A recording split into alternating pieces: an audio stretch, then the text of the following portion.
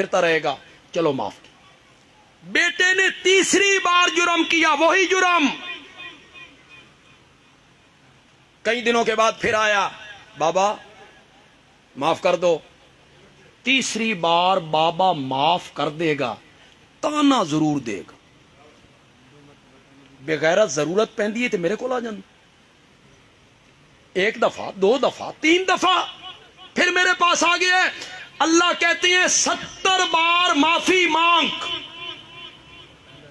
70 بار توبہ کر، ہر بار توبہ کر کے، توبہ توڑ کے پھر میرے دروازے پہ آ، میں پچھلا تانا بھی کبھی نہیں دوں گا، کبھی نہیں دوں گا۔ توبہ ٹوٹتی ہے پھر میرے دروازے پہ آ، توبہ ٹوٹتی ہے پھر میرے دروازے۔ علماء نو بھی چاہیے لوگوں کو کچھ امید دیوان، انجے نہ یرکائی رکھن بندیاں نو کہ تسی تے سارے جہنم میں جانا، تیاری کر لو جہنم میں جان کی، امید دلانی چاہیے۔ اللہ کے عذاب کا خوف بھی ہونا چاہیے اور اللہ کی رحمت کی امید بھی ہو، پھر رب کی رحمت بھی جوش میں آئے گی اور آمنہ کا لال شفاعت کے لب بھی کھولے گا، ان کی شفاعت بھی ہونی ہے۔ میرے آقا نے شفاعت کے لیے پھر لب کھولنے ہیں، انشاءاللہ معاہدوں کا کام ہو جانا ہے انشاءاللہ۔ کیوں بھائی؟ کوئی دنیا کی عدالت ہے، آپ مقدمے ہوتے رہتے ہیں، جدہ مجرم اقرار جرم کر لے، فرد جرم جدہ لگنی ہے، فرد جرم، تو مجسٹریٹ پوچھتا ہے، جج پوچھتا ہے یہ جو ایف آئی آر میں جرم لکھا گیا ہے آپ نے یہ کیا ہے؟ وہ کہے ہاں کیا ہے، اس کے بعد مقدمہ چلے گا؟ نو۔ گواہ پیش ہوں گے؟ نہیں۔ وہ کہے گا بیٹھ جاؤ فیصلہ کرتا ہوں، سزا دے۔ اقرار جرم کے بعد کوئی عدالت معاف نہیں کرتی۔ اللہ نے فرمایا یہ میری عدالت ہے، بار بار جرم کا اقرار کر کے میرے دروازے پہ آ، میں پھر معاف کرتا چلا جاؤں۔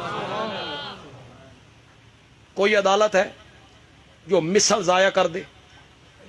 نو۔ تھانے چ ریکارڈ موجود ہے، بھاویں مقدمے چ بری ہو گیا، ریکارڈ موجود، مثل موجود ہے، دنیا کی ہر عدالت میں مثل موجود رہتی ہے۔ فرمایا میرے دروازے پہ آ، اساں پچھلیاں مثلاں بھی ساریاں ضائع کر چھڑی، ہمیں کوئی ریکارڈ رکھنے کی ضرورت نہیں۔ مولا یہ وعدہ تو نے مجھ سے بھی کیا، ہر گناہ گار سے کیا کہ گناہ کرنے کے بعد میرے دروازے پہ آؤ، معافی مانگو، لب کھولو، شرمندگی محسوس کرو، میں پچھلے سارے گناہ، اور اگر 313 صحابہ کے گناہ بھی تو نے معاف کر دیے، یہ کوئی وڈی گل ہے؟ فرمایا ٹھہرو تے صحیح، گل تے پوری کر لین دیو۔ میرے نبی نے آگے کہا صرف معاف نہیں کیا، وَبَدَّلْتُ سَيِّئَاتِكُمْ حسنات، اپنے نبی کے یاروں کے لیے یہ قانون بنایا، یہ گناہ بھی کرتے رہیں میں ان کے گناہوں کو بھی نیکیاں لکھتا چلا جاؤں گا۔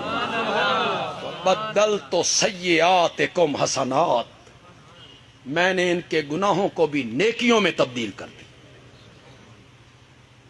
آپ میں کچھ لوگ جو عقل کے ترازو پہ ہر بات کو تولتے ہیں، وہ موجود ہوں گے، وہ کہیں گے یہ کیڑی گل ہوئی جی، کریں گناہ اور لکھی جائیں نیکیاں، گناہ کریں اور نیکیاں لکھی جائیں۔ یہ میں سمجھا دیتا ہوں۔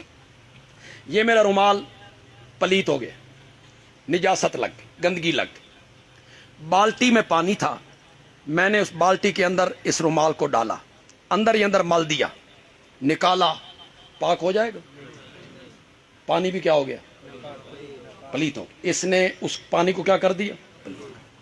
میں آیا نہر کے کنارے، میں آیا دریا کے کنارے، میں نے رومال نہر کے کنارے ڈالا، دریا کے کنارے ڈالا، اندر ہی اندر مل دیا، نکالا، کیا ہو گیا؟ پانی پلیت ہوا؟ اس سے جو پلیتی نکلی اس نے پانی پہ اثر کیا؟ نہیں کیا۔ اے لوگوں، تمہاری اور میری نیکیوں کی مثال بالٹی کے پانی کی طرح ہے، صحابہ کی نیکیوں کی مثال سمندر کے پانی کی طرح ہے، اس میں کبھی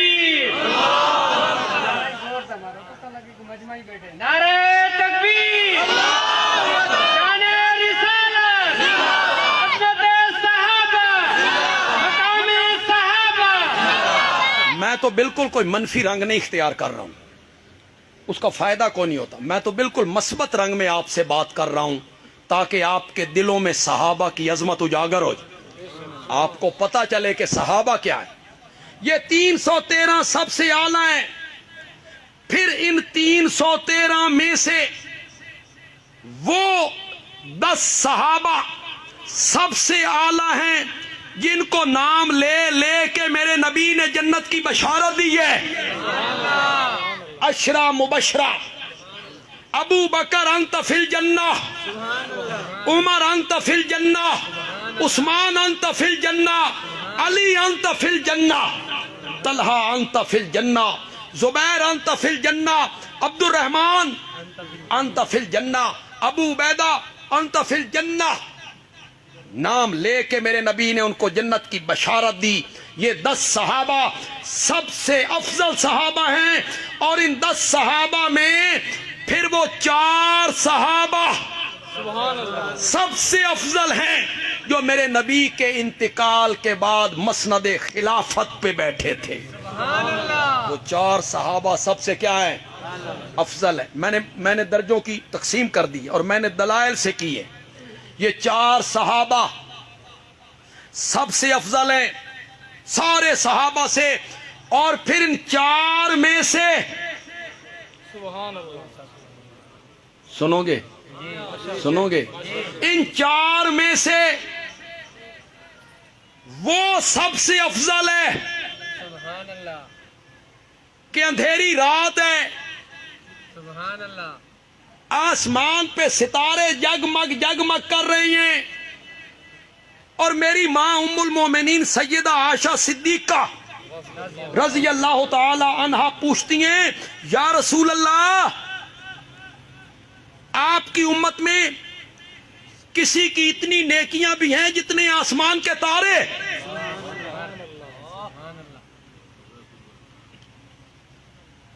فرمایا ہے، میری ماں نے کہا من ہوا، وہ خوش نصیب کون ہے جس کی نیکیاں آسمان کے ستاروں کے برابر ہیں؟ میرے آقا نے فرمایا خطاب کا بیٹا عمر ہے، اس کی نیکیاں ستاروں کے برابر ہیں۔ حضرت عائشہ کے دل میں کیا تھا؟ انہوں نے تو پوچھا اس لیے تھا۔ یہاں ایک بات کی وضاحت کروں، یہ جو ستاروں کے برابر کہا نا، اس کا یہ معنی نہیں ہے کہ نبی پاک کو ستاروں کی تعداد کا پتہ تھا۔ بعض لوگ اس سے استدلال کر رہے ہیں، نہ، یہ کثرت سے کنایہ ہے۔ کیا ہے؟ کثرت سے کنایہ۔ کسی چیز کی کثرت کو بیان کرنا ہو نا تو اسے کبھی سر کے بالوں سے، کبھی ریت کے ذروں سے، کبھی پانی کے قطروں سے، کبھی بارش کے قطروں سے، اور کبھی ستاروں سے اسے تشبیہ دے دیتے ہیں کثرت بیان کرنے کے لیے۔ علماء بیٹھے ہیں، میں ایک مثال دے دیتا ہوں، انشاءاللہ علماء کو تو پتہ بھی ہوگا۔ قربانی کا مہینہ آتا ہے تو علماء بیان کرتے ہیں، تقریریں ہوتی ہیں قربانی کی فضیلت پر، عیدگاہ میں تقریریں ہوتی ہیں۔ صحابہ نے پوچھا، یا رسول اللہ، ہم جانور تو ذبح کریں گے، ما لنا فیہا یا رسول اللہ، ہمیں اس کے بدلے میں کیا ملے گا؟ تو آپ نے فرمایا بِكُلِّ شَعْرَةٍ حَسَنَةٍ، قربانی کے جانور کے بدن پہ جتنے بال ہوں گے نا، ہر بال کے بدلے میں ایک نیکی ملے گی، ہر بال کے بدلے میں۔ یہ علماء بیان کرتے ہیں۔ سچی سچی گل کرو، اس دا کی مطلب؟ ظاہری معنی مراد ہے، ظاہری معنی یعنی اللہ، میں نے قربانی دی نا، میں نے بکری ذبح کی مثلا، اللہ گنیں گے بکری کے جسم پہ بال، اس کے بھائی 1.5 لاکھ بال ہے، بندیالوی نو 1.5 لاکھ نیکیاں دے دو۔ یہ معنی اس کا، اور یہ معنی تو اللہ کے عدل کے خلاف ہے، اللہ کے انصاف کے خلاف ہے۔ یار عدل نہیں رہتا، ایک بندے 3 लाख دی گاں ذبح کیتی، بال کتنے ہیں؟ 5 लाख۔ دوسرے بندے 15,000 دی بھیڑ ذبح کیتی، اس کے بال کتنے؟ کروڑ۔ اس کو کروڑ دیں گے اللہ، اس کو 5 लाख۔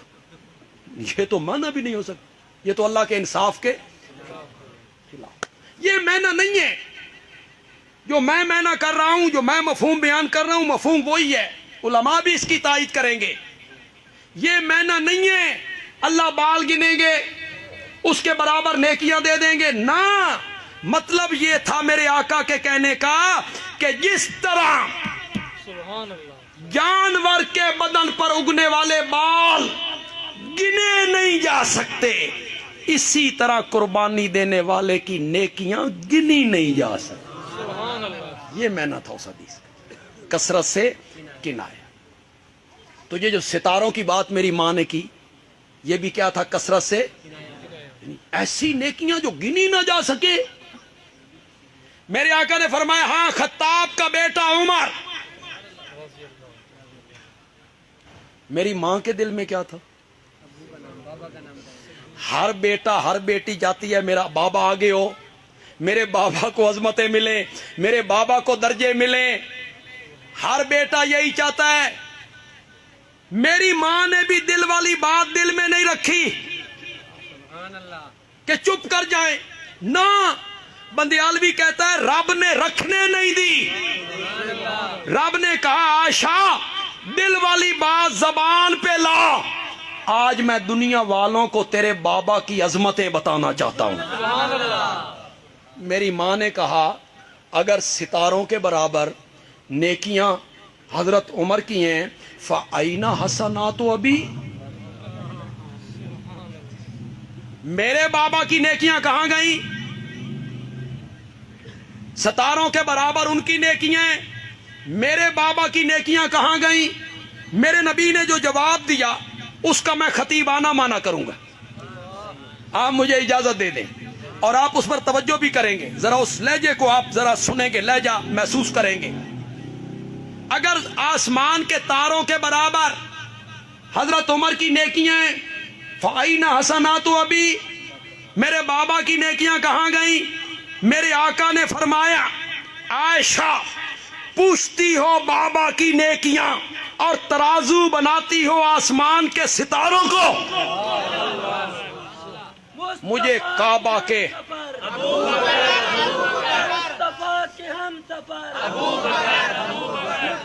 جس نے اپنا گھر، مجھے کعبہ کے رب کی قسم ہے حضرت عمر کی ستاروں کے برابر نیکیاں تیرے بابا کی اس ایک رات کا مقابلہ نہیں کر سکتی، تیرے بابا کی اس ایک رات کا مقابلہ نہیں کر سکتی۔ جب مکے کی نکیل دار زمین پر نبوت کی نازک تلیاں زخمی ہونے لگی، چلنا دشوار ہو گیا، تو تیرے بابا نے پوری نبوت کو کاندھوں پہ اٹھا لیا تھا، نبوت کو اٹھایا۔ مصطفیٰ کا ہم سفر، مصطفیٰ کا ہم سفر، مصطفیٰ کا ہم سفر۔ عمر کتنی ہے؟ عمر کتنی ہے؟ 50 سال، 50 سال۔ پھر غار ثور کی چڑھائی، نبوت کا بوجھ۔ اور پڑھے لکھے لوگوں، فتح مکہ کے دن اگر میں تیری اس روایت پر اعتبار کروں جو تو بیان کرتا ہے کہ کعبے کے اندر داخل ہوئے تو اوپر والی تصویریں تھیں، میرے نبی ان کو توڑ رہے تھے اور اوپر والی تصویروں پر آپ کا ہاتھ نہیں پہنچ رہا تھا، تو آپ نے حضرت علی سے کہا تھا میرے کاندھے پہ چڑھ ان کو توڑ۔ یہ تیری روایت ہے، میں مان جاتا ہوں، لیکن اتنا تو ماننا میرے نبی نے حضرت علی سے بت توڑوا کے یہ ثابت کیا کہ علی بت شکن ہے، سبحان اللہ، سبحان علی اللہ، بت شکن ہے۔ حضرت علی نے کہا یا رسول اللہ میں اور آپ کے کاندھے پر، میں اور آپ کے کاندھے پر، نہ آپ میرے کاندھے پہ آئیے، آپ میرے کاندھے پہ آئیے۔ عمر کتنی ہے؟ 29 سال، جوانی، جوبن، کڑیل جوان۔ میرے آقا نے فرمایا علی تو اس سے نبوت کا بوجھ نہیں اٹھایا جائے گا، تو اس سے نبوت کا بوجھ نہیں اٹھایا جائے گا۔ پھر حضرت علی میرے نبی کے کاندھے پہ آئے، ان بتوں کو توڑا۔ اگر آپ اجازت دیں تو یہاں ایک جملہ کہنا چاہتا ہوں، کہتا بھی رہتا ہوں۔ ہجرت والی رات حضرت سیدنا صدیق اکبر کو میرے رب نے یہ قوت دی کہ اس نے پوری نبوت کو اپنے کاندھوں پہ اٹھایا، اور رب نے یہ بتایا کہ جو ابو بکر ہجرت کی رات نبوت کو اٹھا کے جا رہا ہے، نبی پاک کی وفات کے بعد خلافت کا بوجھ بھی یہی اٹھائے گا۔ یہی اٹھائے۔ میرے نبی نے یہ ثابت کیا۔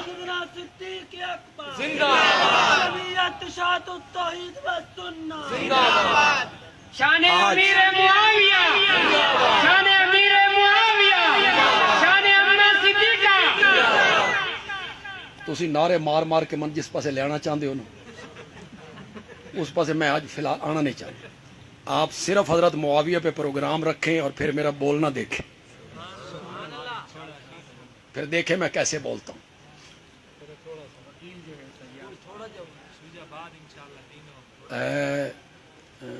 شاہ جی کے شہر میں بیٹھا ہوں، امیر شریعت کے شہر میں ہوں، سید عطا اللہ شاہ بخاری کیسا جہاد کیا مرزائیوں کے خلاف، کیسا جہاد کیا۔ جب بیمار ہوئے، زبان بند ہو گئی، فالج کا حملہ ہو گیا، لاہور میں بیٹھے تھے اپنے پیر صاحب کے پاس، حضرت عبد القادر رائے پوری رحمت اللہ علیہ، ان کے پاس بیٹھے ہوئے تھے۔ تو بات چلی کہ مرزائیت یوں ہو رہی ہے، یوں عروج ہو رہا ہے۔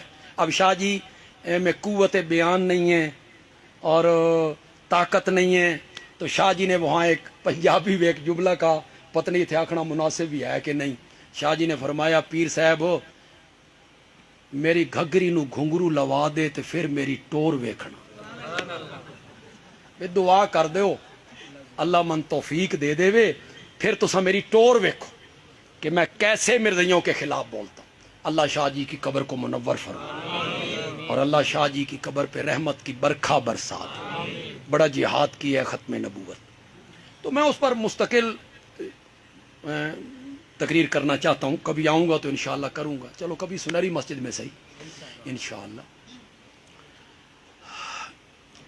یہ جو تبرہ کیا گیا حضرت ابو بکر پر اسلام آباد میں، اور ایک شخص نے انہیں کافر تک کہا، تو یہ ہمارے ملک میں اللہ اکبر پاکستان کا مطلب کیا، اور پھر ہمارے حکمران کہتے ہیں مدینے دی ریاست ہے، مدینے کی ریاست اور ابو بکر پہ فتوے، انا للہ۔ کاش آج فاروق اعظم زندہ ہوتے، دروں سے تمہاری پیٹھ کھرچ کے رکھ دیتے۔ حضرت ابو بکر ایسی شخصیت پر سامنے کیا رکھا گیا؟ اصل مقصد تو یہ آپ کو بات سمجھانی، گالی نکالنا یا فتویٰ لگانا یہ کوئی کمال نہیں ہوتا، یہ کوئی کمال نہیں۔ گالی نکالنا تو کوئی فن نہیں نا بھئی، گالی نکالنا بھی کوئی فن ہے؟ بولو، گالی نکالنا کوئی فن ہے؟ اللہ دی قسم ہے ساڈے نالوں اے حفیم تے چرس ویچن والے چنگیاں کٹ دیں، بالکل جاہل ہیں، بڑی گالی نکالتے ہیں، پاپولر قسم کی گالیاں نکالتے۔ ہمارے سرگودا میں ایک برادری ہے، ان کی عورتیں جب لڑتی ہیں آپس میں، وہ جب گالیاں نکالتی ہیں، اللہ اللہ، میرا خیال ہے فرشتے بھی اتھوں اٹھ جاندے ہونے، نس جاندے ہونے، یہ ساڈے کول نہیں لکھیاں جاندے۔ تو گالی نکالنا بھی کوئی فن ہے یا ممبر ہو اور گالی نہ، یہ کوئی، چاہے جو بھی مخالف، نہ فتویٰ لگانا کوئی فن ہے، نہ گالی نکالنا کوئی فن ہے، نہ بد زبانی کرنا، گالی نکالنا، اخلاق سے گری ہوئی گفتگو کرنا، اس ممبر پہ بیٹھنے والوں کو زیب دیتی ہے۔ علماء کرام، جو علماء کرام ایسے ہیں جو حدود سے تجاوز کر جاتے ہیں، میں ان سے گزارش کروں گا कम अज कम अपने लहजे में इतनी दुरुस्तगी लाइए कि लोगों को आम में और चौक में खड़े हुए बदमाश में फर्क महसूस कि वो बदमाश है और ये आलिम है। हमारे बंदयाल में ना सिरदारी निज़ाम है, बड़े मलक हैं, चौधरी हैं, सैकड़ों मुरब्बे ज़मीनें हैं उनकी। तो शादी होती है ना, शादी तो मुजरा कराते हैं, मुजरे में नट मंगवाते हैं लाहौर से। वो नट आते हैं, वो एक खेल तमाशा होता है, मैदान लगता है, सारे मलक सोफे वगैरह लगा के इर्द गिर्द बैठ जाते हैं। नट मैदान में आए, उन्होंने जनाब मजाक किए। एक शादी पे ना वो नटों ने जब अपना काम शुरू किया तो हमारे एक मलक साहब थे, उनका रंग थोड़ा सा काला था, सांवले रंग के थे। तो उन्होंने दूसरे बंदे से बात शुरू कर, साथ वाले बंदे। नट को महसूस हुआ भाई हम तमाशा कर रहे हैं, अपना फन दिखा रहे हैं, ये अपनी गल्लां नूं लगे हुए। तो वो भागता हुआ उस मलक के पास आया, उसने कहा साईं तुसां तां चुप करो, नहीं तो लोगों नूं किवें पता लग सी बे साडे विच मलक कौन है ते भंड कौन है। लोगों नूं किवें पता लग। उलमाए किराम अपने लहजे में दुरुस्तगी लाई ताकि लोगों को पता चले कि शरीफ आदमियों की जबान क्या होती। हाँ, रद्द करो, देखें जो उसने दलील दिया उसका क्या करो, रद्द करो, उसके मुंह पे मारो। हजरत सैयदना सिद्दीक अकबर पे जो तबर्रा किया गया उसकी वजह क्या थी, उस वजह को हमने दूर करना है। वजह थी फदक। सैयदा फदक मांगने गई, दरबार में खड़ी रही, अबू बकर ने सैयदा को हक नहीं दिया, ये वजह बनाई उन्होंने। इस वजह को हमने दूर करना है। हमने कहा कि वारिस सिर्फ बेटी नहीं होती, बीवियां भी वारिस होती हैं कि कोई नहीं? बोलो बोलो, बोलते क्यों नहीं? तो नबी पाक की अगर वरासत तकसीम होती तो सिर्फ सैयदा फातिमा को मिलती कि बीवियों को भी मिलती? तो हजरत अबू बकर ने अपनी बेटी आयशा को दे दी थी, हजरत उमर की बेटी को दे दी थी, बीवियों को दे दी थी। एक बात। दूसरी बात, यह बड़ी काम की बात आपको बता रहा हूं। मैंने एक मिनट के लिए माना हजरत अबू बकर ने हजरत फातिमा का हक गसब किया, जुल्म किया, हजरत उमर ने गसब किया, जुल्म किया, मैंने तेरी बात एक मिनट के लिए मान ली। हजरत उस्मान ने ज्यादती की, जुल्म किया, हक नहीं दिया, मैंने एक मिनट के लिए तेरी बात मान ली। मुझे मुतमईन कर, मुझे जवाब दे। जब हजरत अली बरसर इक्तिदार आए, खिलाफत उनके पास, इमामत उनके पास, हुकूमत उनके पास, फौज उनके पास, पुलिस उनके पास, ताकत उनके पास, कुव्वत उनके पास, हजरत अली ने फदक का बाग जो फातिमा का हक था, ये फातिमा के वारसों को लौटा दिया था। साबित कर दुनिया की किसी किताब से कि हजरत अली ने हसनैन करीमैन को बुलाया और करबला, बेटा ये तोड़ा हक सी, उन्हें त्राय ने नहीं दिता, अब मैं इसको लौटा रहा हूं। तब्दीली आनी चाहिए कि कोई नहीं? तब्दीली तो आनी चाहिए थी। हजरत अली तब्दीली लेके आते, हक उनको वापस करते, फातिमा के वारसों को वापस करते, उनका हक दिलवाते ना। तू साबित नहीं कर सकता, क़यामत की सुबह तक साबित नहीं कर सकता, मैं साबित कर सकता हूं। मैं और तेरी किताबों से साबित कर सकता हूं कि जब हजरत अली को यह कहा गया कि फदक फातिमा का हक था, ये उनकी औलाद को वापस लौटाओ, तो हैदर कर्रार ने कहा था फदक के मामले में मेरा फैसला वही है जो अबू बकर और उमर का फैसला है। ललकार है, ललकार है, ललकार है। तुमने इसको बुनियाद बनाया, फदक को बुनियाद बनाया। मैंने फदक के मसले को हल किया। यहां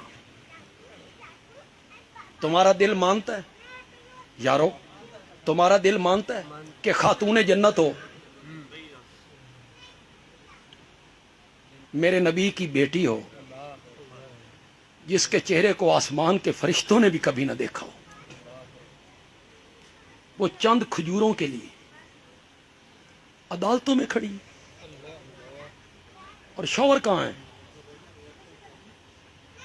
شوہر کہتا ہے میں گھر بیٹھا ہوں، تو جا۔ تم اپنی بیویوں کو عدالتوں میں بھیج دیتے ہو، اس طرح بھیجتے ہو؟ کچھ خوف خدا کرو یار، کیوں قصے بناتے، کیوں کہانیاں بناتے، کیوں یہ ساری کہانیاں آپ نے بنائی؟ حضرت ابوبکر اور حضرت، دیکھیں آپ کو پتہ ہے کہ حضرت سیدہ فاطمہ رضی اللہ تعالی عنہ جب بیمار ہوئیں، نبی پاک کے انتقال کے 6 مہینے بعد ان کا انتقال ہو گیا۔ جب وہ انتقال ہوئیں، بیمار ہوئیں اور اس بیماری میں ان کا انتقال ہو گیا، ان کی تیمارداری اور عیادت کس عورت نے کی تھی؟ خدمت کس عورت نے کی تھی؟ بولو بس حضرت ابو بکر کی بیوی حضرت اسماء نے۔ کس نے؟ ہوں تے بولو، کس نے خدمت کی؟ وہ کن کی بیوی تھی؟ خلیفہ وقت کی بیوی۔ وہ تیمارداری کر رہی ہے، اور روایات میں آیا کہ سیدہ فاطمہ پریشان ہوئی، رونے لگ گئی۔ حضرت اسماء نے پوچھا کیا بات ہے؟ تو حضرت فاطمہ نے کہا کہ میں فکر مند ہوں کہ میرا جنازہ جب اٹھایا جائے گا اور میرا جو کفن ہوگا، اس کفن پہ غیر محرم کی نظر پڑے گی، تو میں نہیں چاہتی کہ میرے جسم کے ساتھ لگا ہوا جو کپڑا ہے اس پر بھی غیر محرم کی نظر پڑے۔ اللہ اکبر۔ تم کہتے ہو وہ فاطمہ عدالت میں کھڑی۔ حضرت اسماء نے کہا اس دا علاج تے میرے کول ہے، میں اس مسئلے دا حل کر دینی ہوں۔ انہوں نے کہا وہ کیسے؟ حضرت اسماء نے کہا میں حبشے میں گئی تھی، تو میں نے حبشے میں دیکھا کہ وہاں جب عورتوں کے جنازے اٹھائے جاتے ہیں نا، تو چارپائی کے چاروں پائے جو ہوتے ہیں نا، اس پر فٹ فٹ کی لکڑیاں باندھ دیتے، فٹ فٹ اونچی لکڑیاں، اس لکڑیوں کے اوپر چادر ڈالتے ہیں، اور عورت کے جسم پر نظر، اس کفن پہ بھی نظر نہیں پڑتی۔ روایت میں آیا کہ حضرت اسماء کی یہ بات سن کے حضرت فاطمہ مسکرانے لگ گئی، خوش ہو گئی کہ یہ ایک راستہ انہوں نے نکالا ہے۔ تو اس بیماری کے اوقات میں ایک دوسرے کے گھروں میں جانا اور بیمار پرسیاں کرنا اور خدمت کرنا، یہ دشمنوں کا کام ہوتا ہے کہ دوستوں کا کام ہوتا ہے؟ یہ تو ان گھروں کا کام ہوتا ہے جن میں بڑے کلوز تعلقات ہوں، کہ ایسے موقع پہ وہ ایک دوسرے کے کام آتے ہیں، ان کے درمیان کوئی اختلاف نہیں۔ یہ سب کہانیاں بنائی گئی ہیں، کہانیاں گھڑی گئی ہیں، کہانیاں، اور جملے بھی امیر شریعت کے ہیں۔ امیر شریعت کے یہ جملے ہیں رحمت اللہ علیہ۔ ان کے ایک بیٹے نے پہلے دور میں، بعد میں تو وہ اس طرح مائل ہو گئے، پہلے ایک زمانے میں انہوں نے کتب خانے میں بیٹھ کے حضرت معاویہ کے متعلق کچھ غلطیاں ان کی، اور لکھا ہوا ہے، شاہ جی نے اپنے بیٹے کو خطاب کر کے کہا بیٹا صحابہ تاریخی شخصیات نہیں ہیں، صحابہ قرآنی شخصیات ہیں۔ نعرہ تکبیر، عظمت صحابہ، مقام صحابہ، امیر شام امیر معاویہ، امیر شام امیر معاویہ۔ یہ آپ نے امیر شام کیوں کہا؟ وہ تو 54 صوبوں کے حکمران تھے۔ یہ تو ان کے لفظ ہیں امیر شام، ان کا پروپیگنڈا ہے امیر شام۔ امیر شام نہیں، 54 صوبوں کا حکمران تھا، اور 19 سال حکومت کی۔ کتنے صوبوں پر؟ 54 صوبوں۔ اور خلافت سپرد کس نے کی تھی؟ کس نے دی تھی ان کو خلافت؟ بولتے کیوں نہیں ہو؟ حضرت علی کے بیٹے نے دی تھی۔ حضرت علی کے بیٹے کو پتہ نہیں چلا بھی یہ میرے بابا کے مقابلے میں آیا تھا، یہ باغی ہے؟ کیوں دی؟ خلافت کیوں سپرد کی؟ دیکھیں عمران خان نو آکھو بے نواز شریف نو وزیر اعظم بڑھائے، آسان ہوتا ہے؟ دشمنوں کو دینا حد نہیں ہو گئی؟ دونوں سپرد کرتے ہیں، دونوں بھائی۔ یہ جو میں نے تاریخی شخصیات کا لفظ بولا، ایک ہم لفظ بولتے ہیں فلانا بندہ بڑی تاریخی شخصیت ہے، یہ تعریف کا جملہ ہے، تاریخی شخص یعنی بڑا مشہور آدمی ہے. لیکن میں جو جملہ بول رہا ہوں وہ اس لہجے میں نہیں بول رہا ہوں. میں کہتا ہوں صحابہ تاریخی شخصیات نہیں ہیں، قرآنی شخصیات ہیں. بہی مانا کہ ہم نے صحابہ کو تاریخ کے ورقوں میں نہیں دیکھنا، قرآن کے صفوں میں دیکھنا ہے. اس معنی میں ہے صحابہ تاریخی شخصیات نہیں. صحابہ کون سی شخصیات ہیں؟ ہم نے یہ نہیں دیکھنا ابن اسیر نے کیا لکھا ہے، ہم نے یہ نہیں کہنا دیکھنا کہ البدایہ والنہایہ میں کیا لکھا ہوا ہے، ہم نے یہ نہیں دیکھنا کہ صاحب ہدایہ نے کیا لکھا ہے، یا علامہ تفتازانی نے کیا لکھا ہے، یا فلاں عالم نے کیا لکھا ہے. ہم نے یہ نہیں دیکھنا، ہم نے یہ دیکھنا ہے صحابہ کے متعلق قرآن کیا کہتا ہے. قرآن کیا کہتا ہے؟ قرآن کہتا ہے اولئک علی ھدی من ربہم واولئک ھم المفلحون. پڑھو یار سارے یہ دیکھ. ٹھہرو یار، ٹھہرو. ہر حرف پہ 10 نیکیاں ملتی ہیں کہ کوئی نہیں ملتی ہیں؟ تلاوت کی نیت سے پڑھو تو پھر یہ نیت کر کے پڑھو یار. آندھی نہیں آیت؟ آندھی واقعی. اولئک علی ھدی من ربہم واولئک ھم مانا تسی کرنا کہ میں کراں؟ یہی لوگ ہیں، یہی لوگ ہیں، یہی علی ھدی من ربہم، اپنے رب کی طرف سے ہدایت پہ یہی لوگ ہیں. فی الدنیا واولئک ھم المفلحون فی الآخرہ، اور آخرت میں کامیاب ہونے والے بھی یہی لوگ ہیں، یہی لوگ ہیں. سچی سچی گل کرو، جس ٹائم یہ آیت اتر رہی تھی میں تھا؟ آپ تھے؟ امام بخاری، امام مسلم، ترمذی، ابن ماجہ، نسائی، ابو داؤد، ابن حجر، ابن کثیر، طبری، بولتے جاؤ، شیخ عبد القادر جیلانی، بہاءالحق ملتانی، معین الدین چشتی، علی حجویری تھے مفسرین، محدثین، فقہاء، علماء، شہداء، اتقیاء، اصفیاء، شب زندہ دار، تہجد گزار، اولیاء اللہ، بزرگان دین، علماء دیوبند، علماء بریلی، علماء اہل حدیث، یہ اس وقت تھے؟ نہیں تھے. تو پھر مجھے بھی بتاؤ یہ اللہ کن کو کہہ رہا ہے؟ یہی لوگ ہیں. کون تھے اس وقت؟ زور سے بولو، زور سے بولو. کون تھے اس وقت؟ یہی لوگ ہیں. یہ صحابہ کے تھے ہی صحابہ؟ ہم تو تھے ہی نہیں. اولئک علی ھدی من ربہم واولئک ھم المفلحون. پھر اللہ نے آگے کہا اولئک ھم المتقون. پھر اللہ نے کہا اولئک ھم الصادقون. پھر اللہ نے کہا اولئک ھم الراشدون. میں بڑا نالائق آدمی، مجھے اپنے علم پہ کبھی ناز نہیں ہوا، مجھے اپنی خطابت پہ کبھی ناز نہیں ہوا. اللہ آئندہ بھی بچائے.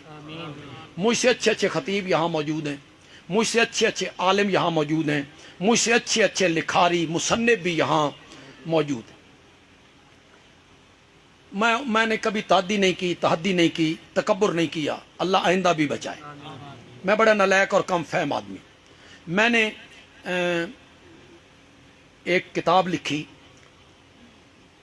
اس میں نے فیصلہ کیا کہ میں صحابہ کو قرآن کے آئینے میں پیش کروں گا.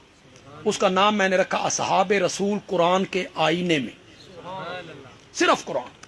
میرے دل میں تھا کہ میں 100 آیتیں میں اکٹھی کروں گا. یہ میرے دل میں شروع میں تھا. میں نے اسے لکھنا شروع کیا، آیتیں 100 سے بڑھ گئی. میں نے کہا چلو 200، تھوڑی سی اور محنت کرتے. آیتیں 200 سے بھی بڑھ گئی. میں نے کہا چلو 300، آیتیں 300 سے بھی بڑھ گئی. اب کتاب کا حجم بھی دیکھنا ہے. اس کتاب کا حجم 700 صفوں کا بن گیا. تو کہیں بریک لگانی پڑتی ہے. آپ میرے ذوق کی پتہ نہیں داد دیں گے یا نہیں دیں گے کہ میں نے کس ہندسے پہ آ کے اسے ختم کیا. میں نے 313 آیتیں پیش کی. اصحاب بدر کی تعداد کو میں نے سامنے رکھا اور 3 سوتے. یہ میں نلائق آدمی. قرآن تو بھرا پڑا ہے میرے نبی کے یاروں کے تذکروں. بھرا پڑا. اور اگر یہ گستاخی کا جملہ نہ ہو, اپنے اللہ سے معافی مانگ لیتا ہوں کہ اللہ کے متعلق یہ جملہ بولنا چاہیے یا نہیں بولنا چاہیے. میں تو محبت میں بول رہا ہوں. اللہ دی قسم ہے جدہ میں قرآن وچ ویکھنا نا بے اللہ میرے نبی کے یاروں کی تعریفیں کر رہا ہے, مجھے ایسے محسوس ہوتا ہے اللہ میرے نبی دے یاراں دیاں تعریفاں کردیاں رجدہ ہی نہیں. رجدہ ہی.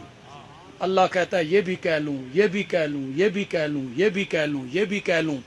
اولئک هم الصادقون, یہی سچے ہیں. کون تھے اس وقت؟ اولئک هم المتقون, یہی متقی ہیں. اولئک هم المفلحون, اولئک هم الراشدون, رضی اللہ عنہم ورضوا عنہ, اعد لهم جنات تجری تحتها الانہار, اولئک حزب اللہ, وہ اللہ کا لشکر ہے. کون تھے اس وقت؟ وہ اللہ کا لشکر کون تھا؟ یہودی, عیسائی, مشرکین مکہ, عبداللہ ابن ابی. کون تھے؟ اولئک حزب اللہ, وہ اللہ کا لشکر ہے. میرا سونا پیغمبر اے یار تیرے نے تے فوج میری ہے. صحابہ کس کی فوج ہے؟ کس نے کہا؟ اولئک حزب اللہ.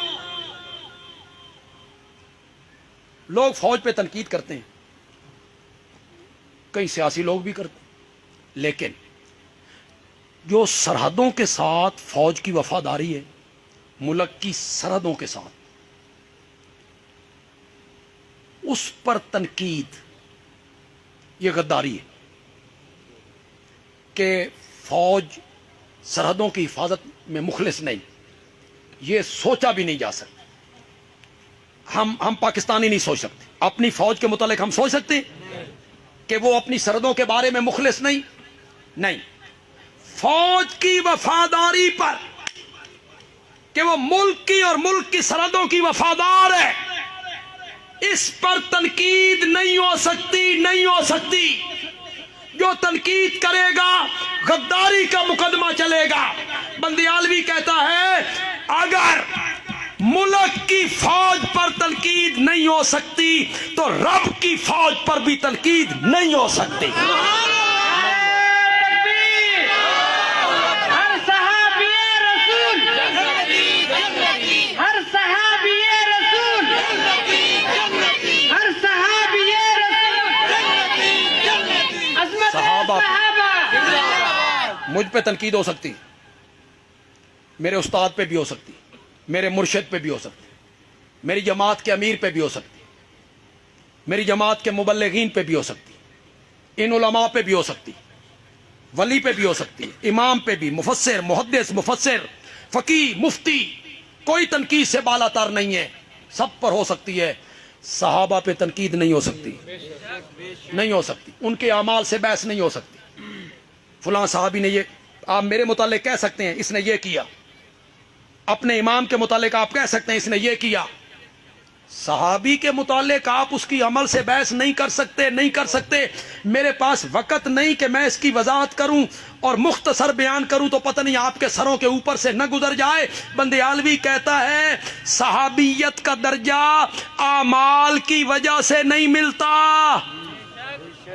کیوں بھائی؟ صحابی بندہ بنتا ہے زیادہ نمازیں پڑھنے سے, ذکر کرنے سے, تسبیح رولنے سے, تہجد پڑھنے سے. صحابیت کا درجہ اعمال کی وجہ سے نہیں ملتا.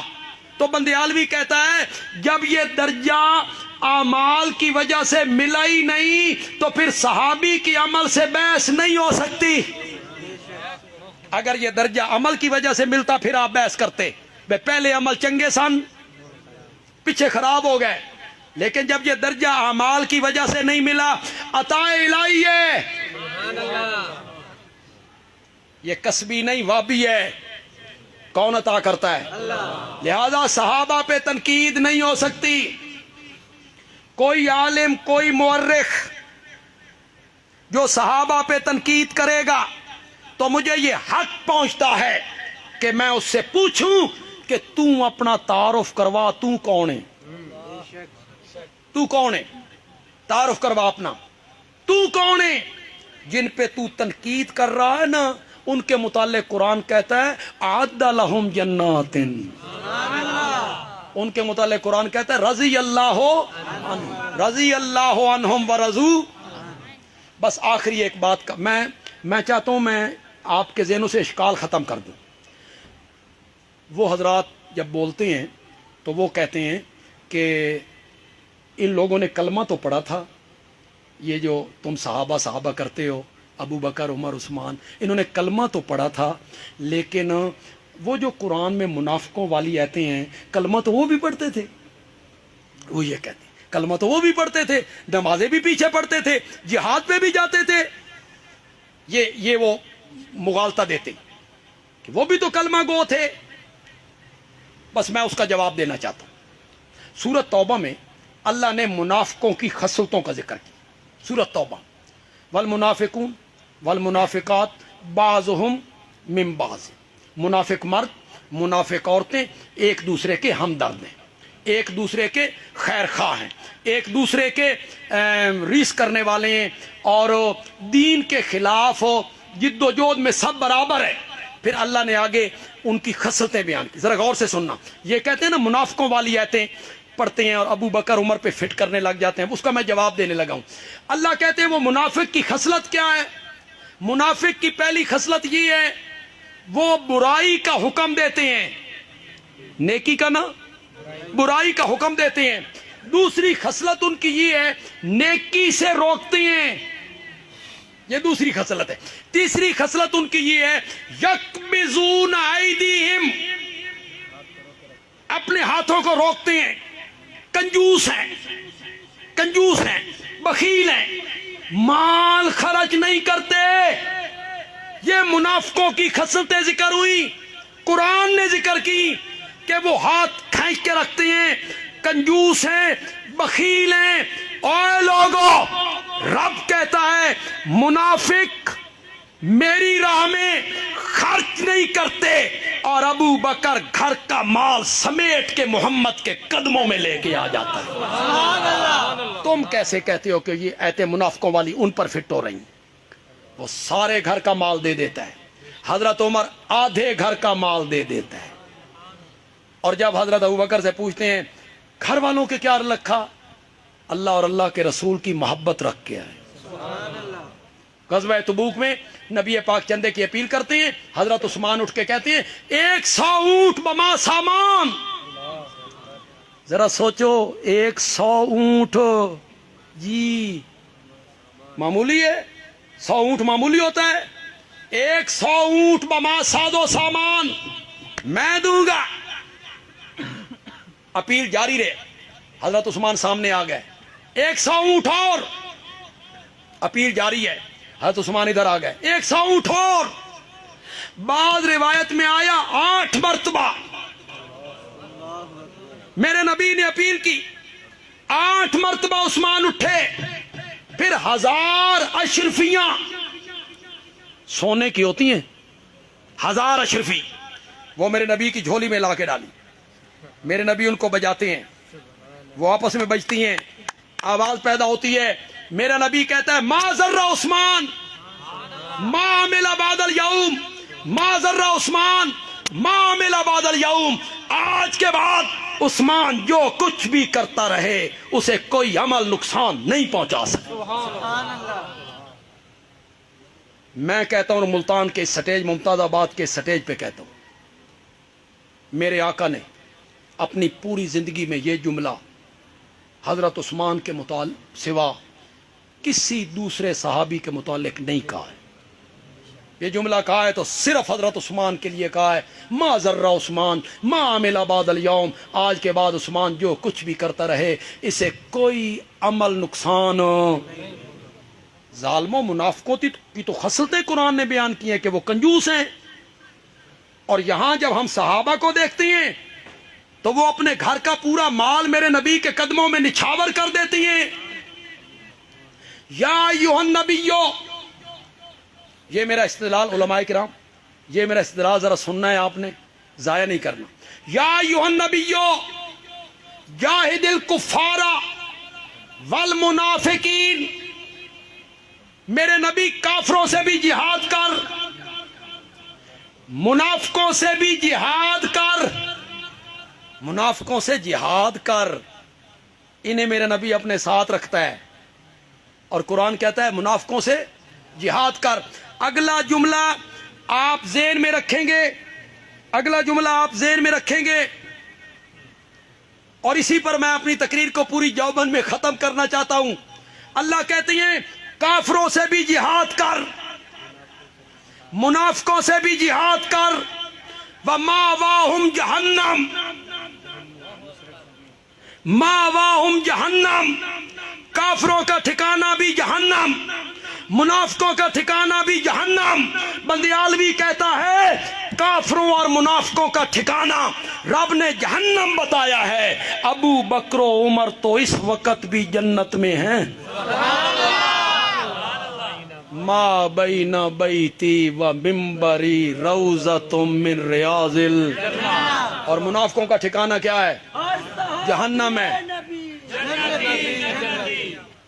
جتنے ہمارے احباب آج کے پروگرام میں تشریف لائے، مظفر گڑھ سے لوگ آئے ہوں گے، جتوئی سے آئے ہوں گے، شجاع آباد سے آئے ہیں، کروڑ پکا سے آئے ہیں، ہمارے جماعتی احباب دور دراز کے علاقے سے یہاں تشریف لائے جی، اس پروگرام کو کامیاب بنایا. اور اللہ نے ہمارے یہ عزیز ہیں حسین علی صاحب، عبید الرحمان بچے ہیں ہمارے، صوفی رفیق احمد صاحب کے یہ بیٹے ہیں، اور صوفی رفیق احمد صاحب نے بڑی خوبصورت زندگی گزاری. اللہ ان کی مغفرت فرمائے، اللہ ان کے درجات بلند فرمائے. ان بچوں نے اور ان کے ساتھ جو ساتھی تھے، بزرگ تھے، ان کے رشتہ دار بھی، دوست بھی، احباب بھی، انہوں نے یہ ساری محنت کی اور اتنا خوبصورت پنڈال سجایا، اور اتنی تعداد میں، بڑی تعداد میں آپ تشریف لائے. تو اللہ تعالیٰ ان کے لیے دعا کرو، اللہ ان کی عمر میں، عمل میں، گھر بار میں، آل اولاد میں، رزق حلال میں اللہ مزید برکتیں عطا فرمائے. کیسر صدیقی اور برادران، ان کی والدہ بیمار ہیں، انہوں نے صحت کے لیے اپیل کی ہے. صوفی رفیق احمد صاحب کے بڑے بھائی ماسٹر عبدالرشید صدیقی اور عبدالحمید صدیقی، جن کا پچھلے دنوں انتقال ہو گیا ہے، ان کے لیے بھی دعا کریں، اللہ ان کے درجات بلند فرمائے. یہ مقبول احمد سجاد کے لیے اولاد کی دعا کرنی ہے.